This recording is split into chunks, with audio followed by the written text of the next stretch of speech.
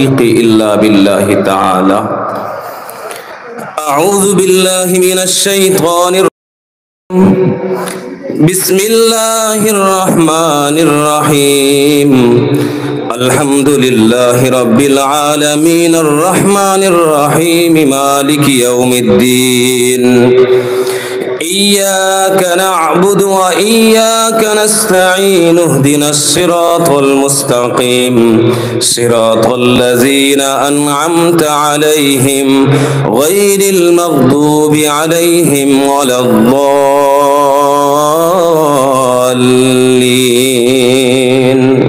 आमीन। सम्मानित उपस्थिति,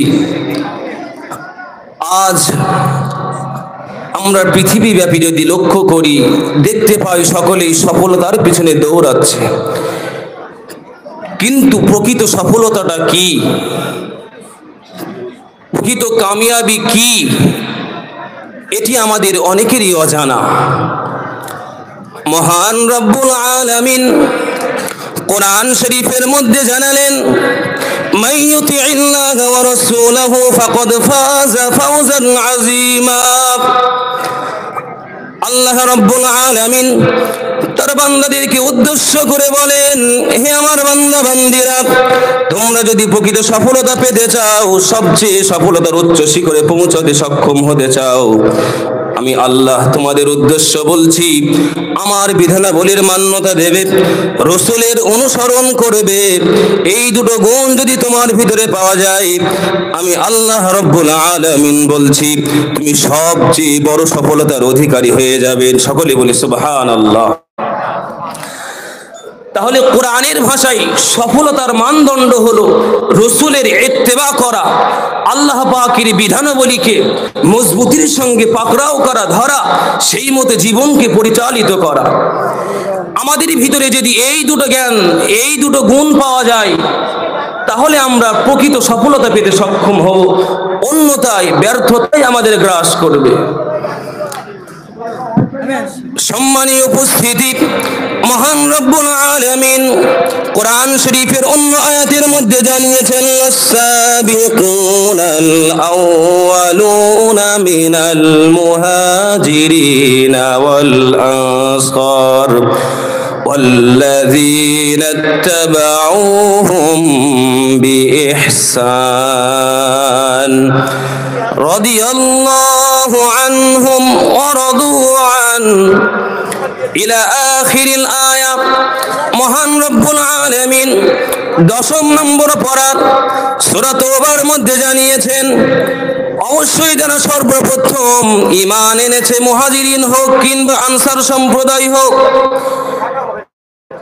এবং ওই সমস্ত ব্যক্তি যারা আল্লাহ পাকের নবীর সাহাবীদের অনুসরণ করেছে ইহসানের সহিত, আল্লাহ পাক বলেন রাদিয়াল্লাহু আনহুম, আল্লাহ পাক তাদের প্রতি সন্তুষ্ট, ওয়ারাদু আনহু, এবং তারাও আল্লাহর প্রতি সন্তুষ্ট। এবার বলি, আল্লাহ পাক এই আয়াতের মধ্যে জানাতে চেয়েছেন, যদি তোমরা আল্লাহ পাকের সন্তুষ্টি অর্জন করতে চাও, তোমরা যদি আল্লাহ পাকের রিজামন্দি হুসুলে ওয়াজহিল্লাহ চাও, তোমাদের জন্য উচিত হবে মহান রব্বুল আলামিনের রাসূল সাল্লাল্লাহু আলাইহি ওয়াসাল্লামের সুন্নতকে জীবনে ধারণ করা। তার সাহাবী হযরতগণ যেমন ভাবে জীবন অতিবাহিত করেছেন, তেমন ভাবে জীবনকে অতিবাহিত করা, তেমন ভাবে জীবনকে পরিচালনা করা। এমনকি যদি আমরা করতে পারি, মহান রব্বুল আলামিন খুশখবরি দিয়ে জানিয়েছেন রাদিয়াল্লাহু আনহুম, আল্লাহ পাক এই সমস্ত ব্যক্তিবর্গদের উপরে সন্তুষ্ট হন, তারাও আল্লাহর প্রতি কৃতজ্ঞ হন। সকলে বলি সুবহানাল্লাহ। কিন্তু এখানে একটি বিষয় আমাদের লক্ষণীয়, আল্লাহ পাক এই আয়াতের মধ্যে বলেছেন, ওমান তাবিআহুম বিইহসান, যারা আল্লাহ পাককে এবং আল্লাহ পাকের রাসূল এবং তার সাহাবীদেরকে ইহসানের সঙ্গে মান্যতা দেবে, তারাই সফলতা পাবে। এই ইহসান শব্দের অর্থটা কি, ইহসানের ব্যাখ্যাটা কি, এটা আমাদের জানতে হবে। চলুন দেখে আসি। মিশকাত শরীফ 7 নম্বর পৃষ্ঠা, যে জায়গাতে সাহিবে মিশকাত রাহিমাহুল্লাহ তাআলা হাদিস সূচনা করেছেন, 1 নম্বর হাদিস উল্লেখ করার পরে তিনি হাদিসে জিবরিল উল্লেখ করেছেন।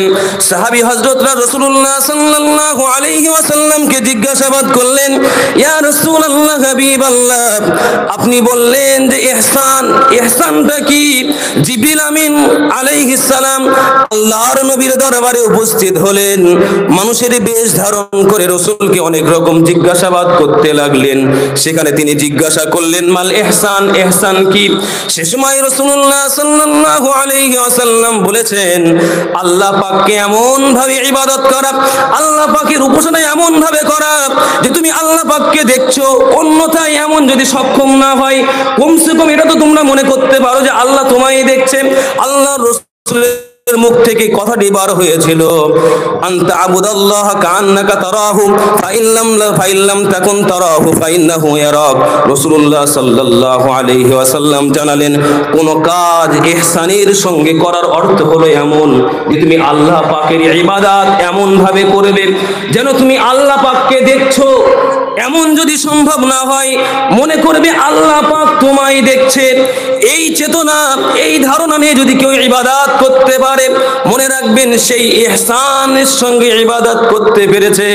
অন্যথায় আমাদের এই ইবাদতের মধ্যে রিয়ার অন্তর্গত, রিয়ার মধ্যে পড়ে যেতে পারে। সাল্লাল্লাহু আলাইহি ওয়াসাল্লাম মা আয়েশা সিদ্দিকা রাদিয়াল্লাহু তাআলা আনহার ঘরে অবস্থান করছেন। হঠাৎ তিনি ঘর থেকে বার হয়ে মসজিদে নববী শরীফের মধ্যে আসলেন। এসে সাহাবীদেরকে উদ্দেশ্য করে বললেন, হে আমার সাহাবীরা, আমি তোমাদের প্রতি দুটো জিনিসের খুবই আশঙ্কা করেছি, দুটি জিনিস নিয়ে খুবই ভয় করছি। সাহাবীরা জিজ্ঞাসা করলেন, ইয়া রাসূলুল্লাহ, ওই দুটি জিনিস কি? রাসূলুল্লাহ সাল্লাল্লাহু আলাইহি ওয়াসাল্লাম বললেন, ও আমার সাহাবীরা, আমি রাসূলুল্লাহ আমার দুনিয়া থেকে পরজগতে পরলোকে গমন করার পরে আমি তোমাদের প্রতি আশঙ্কা করেছি তোমরা যেন রিয়ায় লিপ্ত না হয়ে যাও। আল্লাহর নবী সাহাবীরা ওই সময় বললেন, ইয়া রাসূলুল্লাহ, রিয়া জিনিসটা কি? রাসূলুল্লাহ সাল্লাল্লাহু আলাইহি ওয়াসাল্লাম ওই সময় বললেন, লোক প্রদর্শনী আমল, লোক দেখানোর জন্য কোনো কাজ করা, এটাই হলো রিয়ার অন্তর্গত। সম্মানিত উপস্থিতি, কোরআনের অন্য এক আয়াতের মধ্যে বলা হয়েছে, যে সমস্ত ব্যক্তিরা আল্লাহ পাক ব্যতীত কোনো যশ খ্যাতি নাম অর্জন করার জন্য কোনো ভালো কাজ করে, তারা প্রকৃতপক্ষে আল্লাহ পাকের সঙ্গে শিরিক করলো, তারা কখনোই কিয়ামত এবং আল্লাহর প্রতি এই জন্যই আমি আপনাদেরকে বলবো, আমল যদি করতে হয় একনিষ্ঠতার সঙ্গে করতে হবে, একাগ্র চিত্তে করতে হবে। কোরআন শরীফের মধ্যে 30 নম্বর পারা সূরাতুল বাইয়িনার মধ্যে আল্লাহ